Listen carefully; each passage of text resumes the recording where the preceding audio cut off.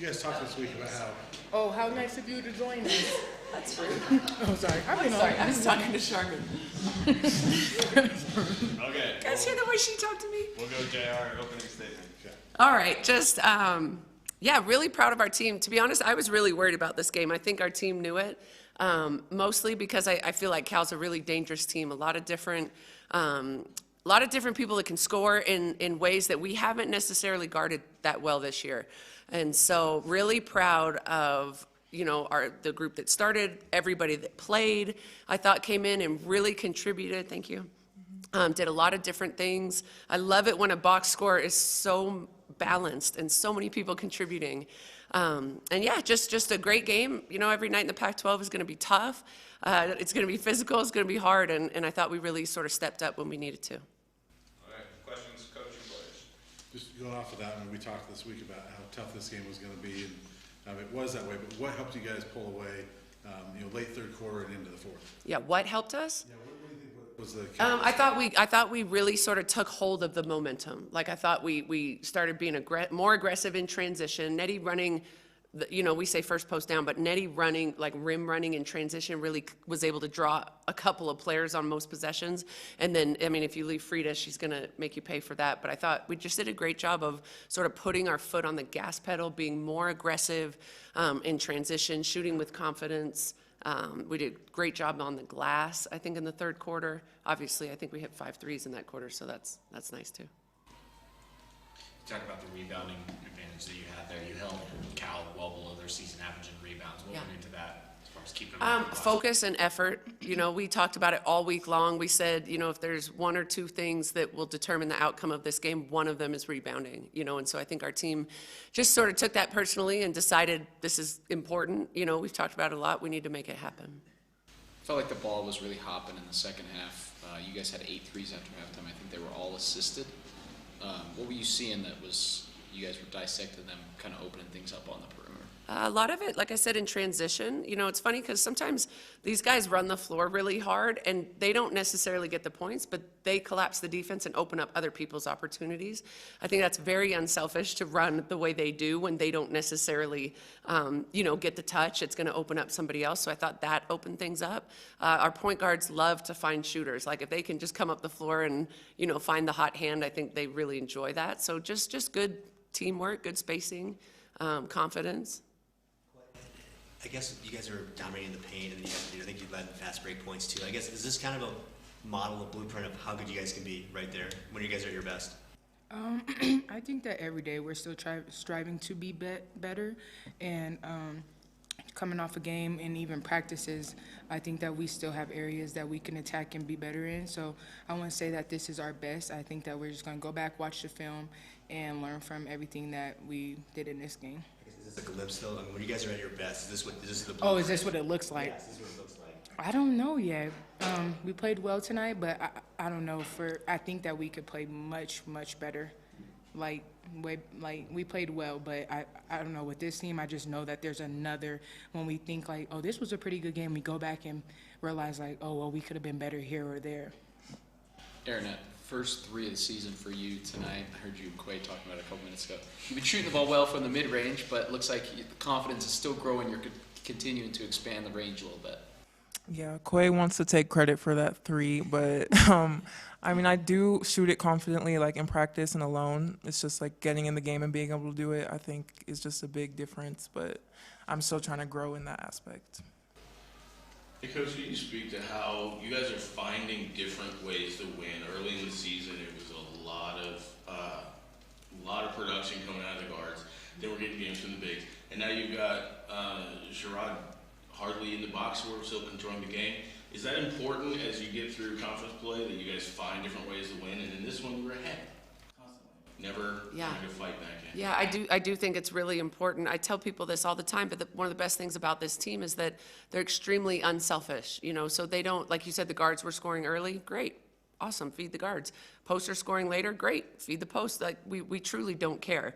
You know, we just want to be successful. And like Quay alluded to, we just always feel like we can be better. You know, and so we're always looking for different ways that we can attack a weakness or, you know, be more efficient. But I think we're deep. I think we have a lot of different people that are very confident to do what they do. And if it's Nettie's night tonight, great. If it's Quay's night, if it's both their nights, great. Like, we don't really care. We just want to play well and win. Coach, was there some human nature of looking ahead to Stanford? And they didn't at all, obviously. Yeah. But I mean, were you worried about that? It is not in our DNA. It is not. You know, we haven't talked about Stanford. We know who they are. They're really good, and they're coming on Sunday. Like, that's all we needed to know. But if we didn't handle our business and keep all of our effort and focus on Cal, then we probably don't play the way we played tonight. So I'm really proud of our team. It is. People always ask me, "Are you worried about that?" And absolutely not. You know, if I had a really young team, maybe, but these guys would not allow it.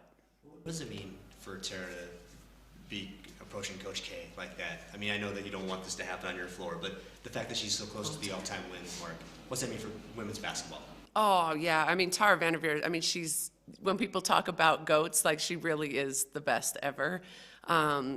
And Tara, it's not just the basketball. Like a lot of people don't know how much she's done to prop women up in this profession, to lift others up.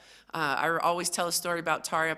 My first year coaching at Colorado, Pac-12 tournament, I think they won it. You know, or they were going into the championship, and someone interviewed her, well, tell us about your chances in the NCAA tournament, something like that. And she literally talked about every single team in the Pac-12. She went 2 through 12 and talked about, well, how Cal's prepared us and Colorado's tough and they've gotten us ready and you know. So my point being, she's not just about herself and her program. She's lifted other people up, and I think that's just as impactful of a legacy as the wins. I'm not sure if you were on the floor at this point or not, but they pull within 4 late in the third, and then Maddie hits a 3, Tamia hits a 3, that little 8-0 run to finish the third. How big was that to kind of take the momentum into the fourth quarter? Yeah, it's exciting because those are when we really try to go for the gut. We know that the first couple minutes of the third is the most important, so just being able to take a great lead just helps, like, bench-wise, like, energy, and just helps the players on the floor, and, like, really just gets everyone, not that everyone's not already in it, but it just keeps everyone engaged and, like, hyped.